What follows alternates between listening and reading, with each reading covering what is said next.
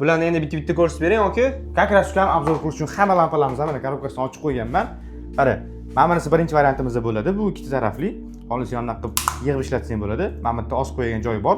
O't-o'tga borgan, pikniklarga borgan yoki uyda ham foydalanish mumkin. Mana bu yerda knopkasi bor. Bosamiz, yorug'ligi ko'payadi. Yoki yonaqa qizil holatda ishlatsa ham bo'ladi. Bu asosan mashina buzilib qolgan paytda yordamga chaqirish uchun. Hop, ikkinchi variantimiz bor. Bu ham Hoko firmasidan LED lampa.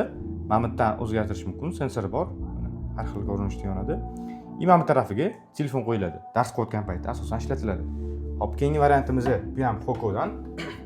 Mana bu tagida o'zini soati bor, elektronli. Bu ham rangi o'zgaradi mana. Sensorni bosamiz, har xil rangi o'zgaradi. Menga lekin oke mashinasi yoqdi-da. Tagida nima durayam bormi? Tagida o'zini fonari ham bor. Mana bosib yonadi. 3 xil yorug'ligi bor. Uyda bu narsani qidirayotgan paytda ishlatiladi. Mana shunaqa dumaloq ko'rinishda yonadi. Narxlari qanaqa oke bularni? Hop, bularning hammasining narxini biz video tagida yozib qo'yamiz. Iltimos aytmoqchiman. Bu lampalarimizning hammasi simsiz ishlaydi. Mana hech qanaqa sim ulanmagan. Zaryadkasini to'ldirib olib, o't-o't ketayotganda ham o'zingizlar bilan ovozinglar bo'lar ekan.